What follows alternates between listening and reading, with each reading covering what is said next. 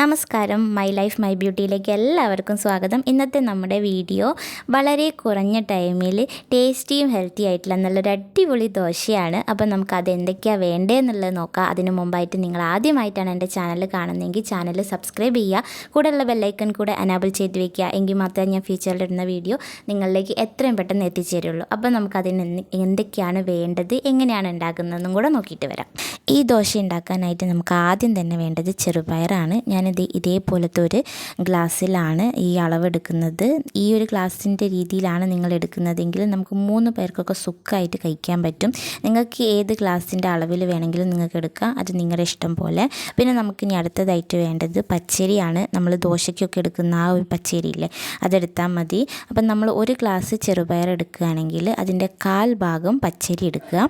എന്നിട്ട് നന്നായിട്ട് കഴുകിയിട്ട് വെള്ളം ഒഴിച്ചിട്ട് ഓവർനൈറ്റ് സോക്ക് ചെയ്യാൻ വെക്കുക. അഥവാ ഇനിയിപ്പോൾ നിങ്ങൾക്ക് ഓവർനൈറ്റ് സോക്ക് ചെയ്യാനുള്ള ടൈം ഇല്ല എന്നുണ്ടെങ്കിൽ മിനിമം 5 മണിക്കൂറെങ്കിലും വെള്ളത്തിൽ സോക്ക് ചെയ്യാൻ വെക്കാം.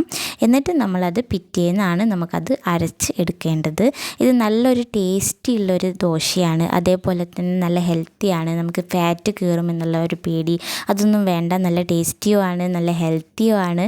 നമുക്ക് ഉണ്ടാക്കാനും പറ്റും പെട്ടെന്ന് തന്നെ. ഏറിപ്പോയ ഒരു 15 മിനിറ്റ്, അതിൽ കൂടുതൽ എടുക്കില്ല. നമുക്ക് പെട്ടെന്ന് ഉണ്ടാക്കിയെടുക്കാൻ പറ്റും. അപ്പോൾ ഇതാ നമ്മുടെ ചെറുപയറും അരിയൊക്കെ നല്ല സോഫ്റ്റായിട്ട് വന്നിട്ടുണ്ട്. ഇത് ഇനി നമ്മൾ മിക്സി ജാറിലിട്ടിട്ട് നന്നായിട്ട് പേസ്റ്റ് പോലെ അരച്ചെടുക്കണം. അപ്പോൾ ഇതിലേക്ക് കുറച്ച് 2-3 ഇൻഗ്രീഡിയൻറ്റും കൂടെ നമ്മൾ ചേർക്കുന്നുണ്ട്. അപ്പോൾ ഞാനിതാ നമ്മൾ അരിയൊക്കെ മിക്സി ജാറിലേക്ക് ഇട്ടിട്ടുണ്ട്. അപ്പോൾ നമ്മൾ ഇനി ഇതിലേക്ക് ഇടാൻ പോകുന്നത് ഒരു കഷ്ണം ഇഞ്ചിയാണ്, പിന്നെ 2 പച്ചമുളക്. പച്ചമുളകിൻ്റെ അളവ് നിങ്ങൾക്ക് വേണം എന്നുണ്ടെങ്കിൽ കൂട്ടാവുന്നതാണ്. എനിക്ക് ഇപ്പോൾ എരിവ് വേണ്ട എന്നുള്ളതുകൊണ്ട്, കാരണം നമ്മൾ ചമ്മന്തി ഉണ്ടാക്കുന്നതിൽ അത്യാവശ്യത്തിന് ഞാൻ എരിവ് ഇടുന്നുണ്ട്. അപ്പോൾ പിന്നെ നമ്മൾ ദോശയിൽ എരിവ് കുറച്ചിട്ടുണ്ട്. അപ്പോൾ നിങ്ങൾക്ക് എത്ര വേണം, എരിവ് കൂടുതൽ വേണം എന്നുണ്ടെങ്കിൽ അതിനനുസരിച്ച് നിങ്ങൾക്ക് പച്ചമുളകിൻ്റെ അളവ് കൂട്ടാവുന്നതാണ്. ഇതൊരു ജസ്റ്റ് ഒരു ഫ്ലേവറിന് വേണ്ടിയിട്ടാണ്, നമ്മുടെ ആ ചെറുപയറിൻ്റെ ആ ഒരു പച്ച ടേസ്റ്റ് കിട്ടാതിരിക്കാൻ വേണ്ടിയിട്ട്, ഒരു ഫ്ലേവറിന് വേണ്ടിയിട്ടാണ് നമ്മൾ ഇതിടുന്നത്. ഇനി നിങ്ങളടുത്ത് കരിവേപ്പില ഉണ്ടെങ്കിൽ അതും ആഡ് ചെയ്യാം, അതേപോലെ തന്നെ മല്ലിച്ചപ്പും ആഡ് ചെയ്യാം. എനിക്ക് മല്ലിച്ചപ്പിൻ്റെ ടേസ്റ്റ് ഭയങ്കര ഇഷ്ടമാണ്, അതുകൊണ്ട് ഞാൻ മിക്കപ്പോഴും ഇതിൽ മല്ലിച്ചപ്പും ഇടാറുണ്ട്. പക്ഷേ ഇപ്പം എൻ്റെ അടുത്ത് കരിവേപ്പില മല്ലിച്ചപ്പും ഇല്ലാത്തതുകൊണ്ട് ഞാൻ ഇട്ടിട്ടില്ല. നിങ്ങൾക്ക് അത് ഇഷ്ടമുണ്ടെങ്കിൽ നിങ്ങൾക്കത് ആഡ് ചെയ്യാം, അത് നിങ്ങളുടെ ഇഷ്ടമാണ്. ഇതൊക്കെ ഒരു ഓപ്ഷണലാണ്, നിങ്ങൾക്ക് താല്പര്യം ഉണ്ട് ഇട്ടോളൂ കേട്ടോ. അങ്ങനെ നമ്മളിത് നന്നായിട്ട് അരച്ചെടുക്കണം. നിങ്ങൾക്ക് അതിലേക്ക് ആവശ്യത്തിന് വെള്ളം ഒഴിച്ചിട്ട് നന്നായിട്ട് പേസ്റ്റ് പരുവത്തിൽ അരച്ചെടുക്കുക. എന്നിട്ട് അതിലേക്ക് ആവശ്യത്തിനുള്ള ഉപ്പിട്ടിട്ട് നന്നായിട്ട് മിക്സ് ചെയ്തെടുക്കുക. നല്ലോണം മിക്സ് ചെയ്യുക കേട്ടോ. ഈ ഒരു ദോശ നല്ല ടേസ്റ്റാണ് കേട്ടോ. നമ്മൾ ഈ അരിയും ഉഴുന്നുമുള്ള ആ ദോശ കഴിച്ച് മടുത്തിട്ടുണ്ടെങ്കിൽ ഇതൊന്ന് ട്രൈ ചെയ്ത് നോക്കുക, നിങ്ങൾക്ക് എന്തായാലും ഇഷ്ടപ്പെടും. ഒരു പ്രത്യേക ഒരു ടേസ്റ്റാണ് അതിൻ്റെ, ആ ഫ്ലേവർ നല്ല ടേസ്റ്റാണ്. പിന്നെ നമ്മളിപ്പോൾ ഇനി വെയിറ്റ് ലോസ് ഡയറ്റ് ചെയ്യുന്നുണ്ട് എന്നുണ്ടെങ്കിൽ മസ്റ്റായിട്ട് നിങ്ങളുടെ ഡയറ്റിൽ ഇത് ഉൾപ്പെടുത്താവുന്നതാണ്. കാരണം നമ്മുടെ വെയിറ്റ് കുറയാനൊക്കെ നല്ല ബെസ്റ്റായിട്ടുള്ള ഒന്നാണ് കേട്ടോ. നമ്മളിപ്പോൾ ചെറുപയർ ഇങ്ങനെ മുളപ്പിച്ചിട്ട് കഴിക്കുന്നുണ്ട്, അതേപോലെ അത് പുഴുങ്ങി കഴിക്കുന്നുണ്ട്. അപ്പോൾ ചെറിയൊരു ചേഞ്ചിന് വേണ്ടിയിട്ട് നമുക്ക് ഇതേപോലെ ദോശ ഉണ്ടാക്കി കഴിക്കാവുന്നതാണ്. നല്ല ടേസ്റ്റാണ്, നിങ്ങൾക്ക് ഡയറ്റിൽ ചേർക്കാൻ പറ്റുന്നതാണ് കേട്ടോ. കാരണം ഞാനിപ്പം ഡയറ്റ് ചെയ്തുകൊണ്ടിരിക്കുന്നുണ്ട്, അപ്പോൾ ഞാൻ ഇതും കൂടെ ഉൾപ്പെടുത്തിയിട്ടുണ്ട് എൻ്റെ ഡയറ്റ് പ്ലാനിൽ.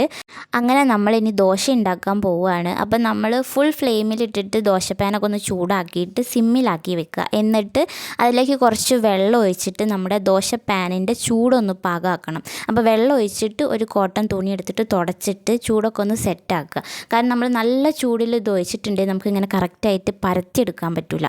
അപ്പം നമ്മൾ ഇനി വീണ്ടും ദോശ പരത്തുമ്പോഴും ഇതേപോലെ തന്നെ കുറച്ച് വെള്ളം ഒഴിച്ച് ചൂട് പാകമാക്കിയിട്ട് വേണം നമ്മളത് വേവിക്കാൻ. ഒരു മീഡിയം ഫ്ലെയിമിലിട്ടിട്ട് നമുക്ക് ഈ ദോശ വേവിച്ചെടുക്കാം. നല്ല ക്രിസ്പി ആയിട്ട് നമുക്ക് ഈ ദോശ കിട്ടും. ചൂടോടെ കഴിക്കുന്നതാണ് ഏറ്റവും ബെസ്റ്റ്. തണുത്ത് കഴിഞ്ഞാൽ കുറച്ചൊന്ന് കട്ടിയാവും, ചൂടോടെ കഴിച്ചാൽ നല്ല ടേസ്റ്റാണ് കേട്ടോ. നമുക്ക് ഏത് ചട്നീൻ്റെ കൂടെ വേണമെങ്കിലും നമുക്കിത് കഴിക്കാവുന്നതാണ്. കോക്കനട്ട് ചട്നി, പിന്നെ ടൊമാറ്റോ ചട്നി, എന്ത് വേണേലും എടുക്കാം. ഞങ്ങൾ കൂടുതലായിട്ടും കഴിക്കാറുള്ളത് കോക്കനട്ട് ചട്നി പിന്നെ ടൊമാറ്റോ ചട്നി. ഞങ്ങളുടെ ഫേവറേറ്റ് ആണ് ടൊമാറ്റോ ചട്നി.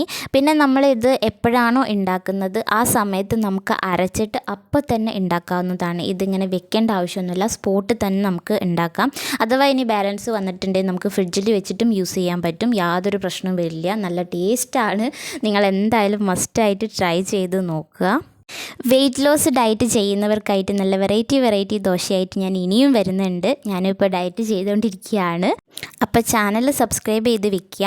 അപ്പോൾ നമ്മുടെ ദോശയൊക്കെ ആയിട്ടുണ്ട്. ഞാൻ ഇതിൻ്റെ കൂടെ ഇന്ന് കോക്കനട്ട് ചട്നിയാണ് ഉണ്ടാക്കിയിരിക്കുന്നത്. നിങ്ങൾക്ക് ഏതാണോ വേണ്ടത് അത് നിങ്ങൾക്ക് ഉണ്ടാക്കാം. ഇനി ചട്നി തന്നെ വേണമെന്നില്ല, ഏതൊരു കറിയുടെ കൂടെ നമുക്ക് കഴിക്കാൻ പറ്റും. നല്ല ടേസ്റ്റി ആയിട്ടുള്ള ഒരു റെസിപ്പിയാണ്. ട്രൈ ചെയ്ത് നോക്കുക. അപ്പോൾ ഇതാണ് ഇന്നത്തെ നമ്മുടെ വീഡിയോ ഇഷ്ടപ്പെട്ട വീഡിയോയ്ക്ക് ലൈക്ക് ചെയ്യുക, ഷെയർ ചെയ്യുക, കമൻറ്റ് ചെയ്യുക, സബ്സ്ക്രൈബ് ചെയ്യുക.